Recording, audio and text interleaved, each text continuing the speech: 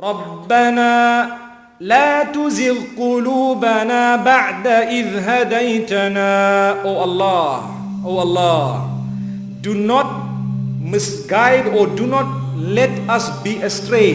Do not let our hearts lose the path after we have been guided. So sometimes what happens is we have guidance, but after some time we become oblivious of it and we swerve. We swerve in order to avoid a pothole and suddenly the car rolls. That's what happens to our spirituality. We swerve because we have seen something haram and shaitan has entrapped us and we begin to roll. There is a spiritual rolling of the spiritual vehicle. It will require some time to rejuvenate and recuperate. May Allah subhanahu wa ta'ala grant us understanding. This is why Allah subhanahu wa ta'ala says in the Quran that shaitan, he has his army also.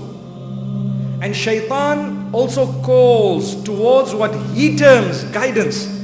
But it is in the intellect of man to look into whether that is what Allah's command is or not. If when you hear something, it happens to be that which Allah has commanded, you must know it's correct. And if it happens to be that which Allah has prohibited, you should know it is incorrect. And this is why Allah subhanahu wa ta'ala makes mention of this in the Quran in many places. And Allah subhanahu wa ta'ala tells us how shaitan has his army. And the army of shaitan also calls out and calls the people towards all forms of items which he calls guidance. But Allah subhanahu wa ta'ala says regarding shaitan, لَهُ أَصْحَابٌ يَدْعُونَهُ إِلَى الْهُدَى إِيتِنَا.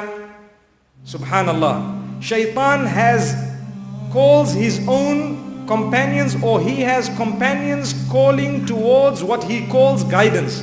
And he says, come towards this guidance. A person should automatically pick up that this is from the devil. It's not guidance.